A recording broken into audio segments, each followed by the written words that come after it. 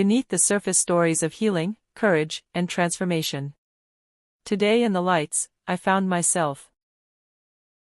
I used to think the click of a camera would feel like a magic spell, instant proof that I belonged somewhere bigger than the town I left behind. But the first sound I heard after stepping off the bus in New York wasn't a shudder. It was my own heartbeat, too loud, like it was trying to outrun me. Mom's last text still glowed on my phone, "Call me when you're safe." I didn't call. If I heard her voice, I might run back. The city smelled like roasted chestnuts and metal. I dragged my suitcase 3 blocks to a rented room that looked better online. The radiator hissed like it had secrets. That night I lay awake, rehearsing everything I'd say at tomorrow's open call. I pictured long-legged women with perfect cheekbones. Then I pictured myself, 5'7", freckles, a scar on my knee from falling off a bike at 12. Could someone like me stand beneath those lights? Morning came with rain and a line that wrapped around the block. Girls towered in sharp heels, hair slick as glass. I hugged my portfolio, a folder of amateur shots taken by my best friend back home.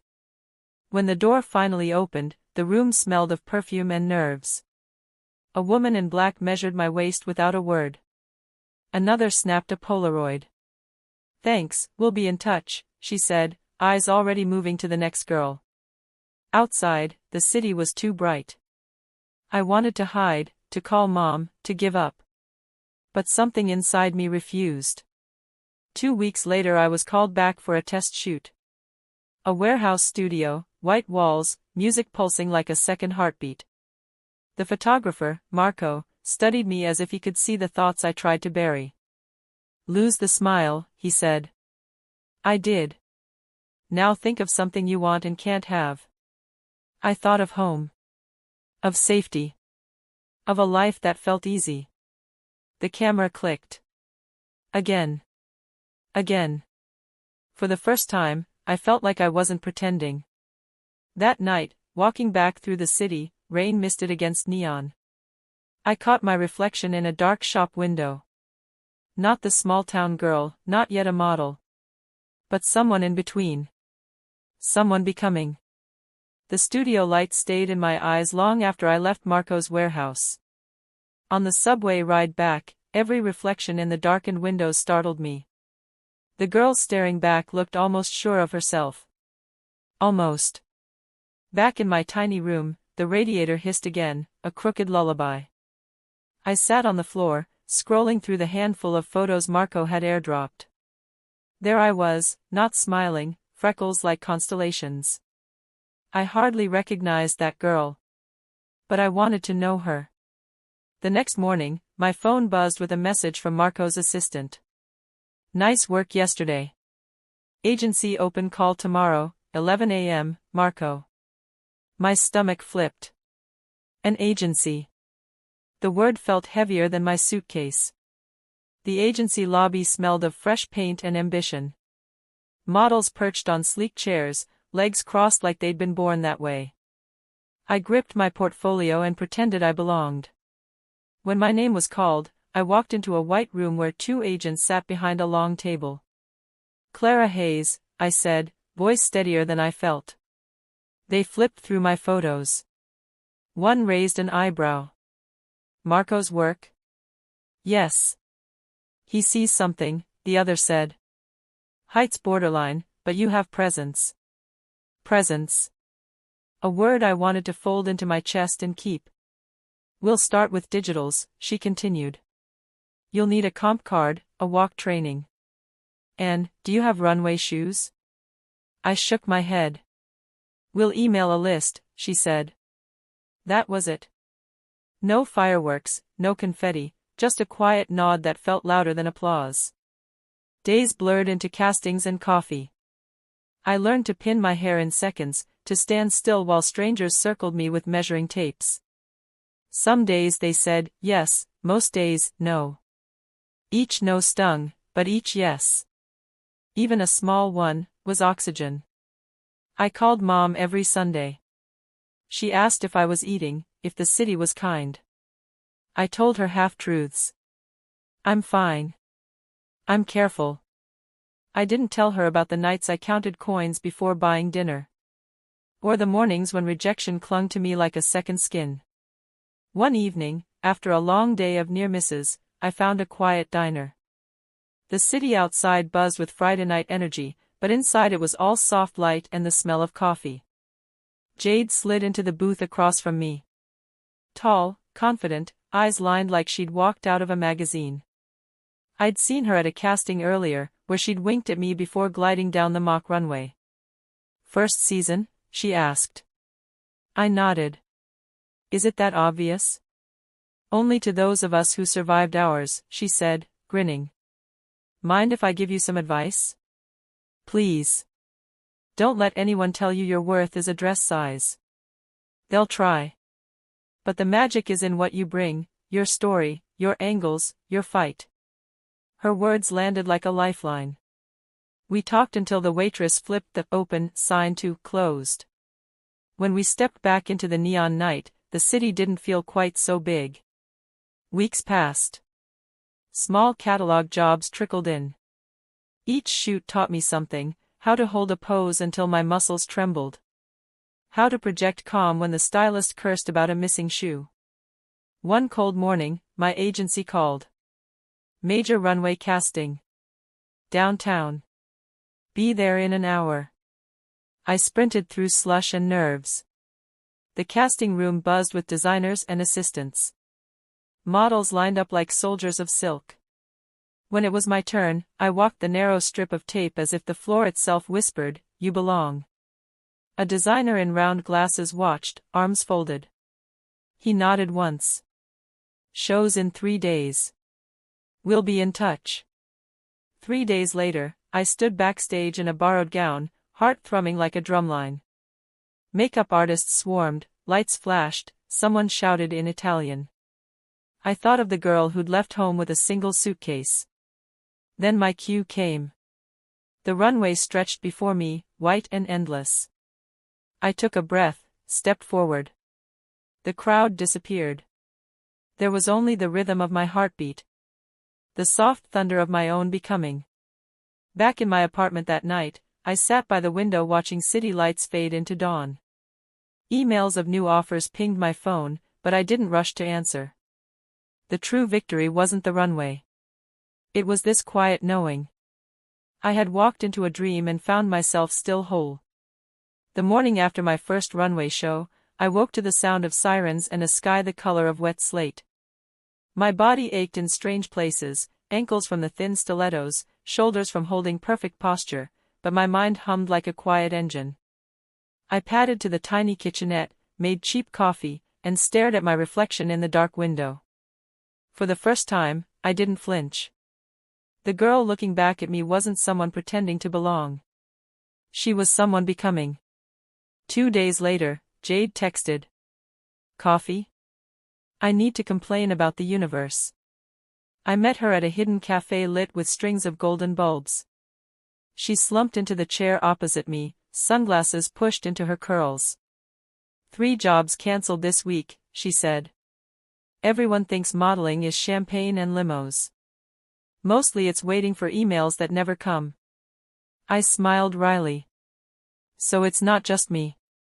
She tilted her head. "You did great at the show. People noticed." Warmth bloomed in my chest.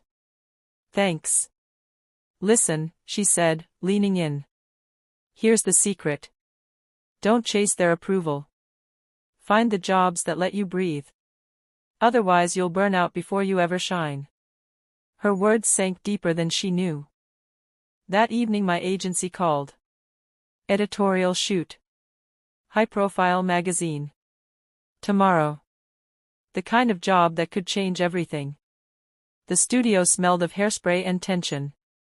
The photographer, a legend named Victor, circled me like a hawk. "Think mystery," he instructed. "Less smile, more story." Story. I thought of home, of Mom's quiet faith, of the Kansas fields that smelled of rain.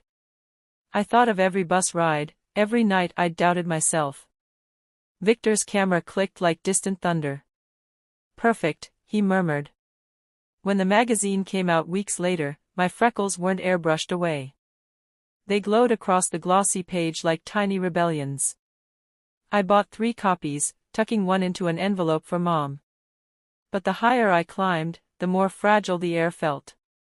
Some agents hinted at drastic diets. Designers pinched my waist like I was clay. I smiled politely, but inside, a quiet resistance grew. One evening, after a long day of fittings, I wandered into Central Park. The city roared around me, but under the trees it was almost silent. I sat on a bench and watched the sky bruise purple. Why am I doing this? I asked myself. For the thrill of the runway? The validation?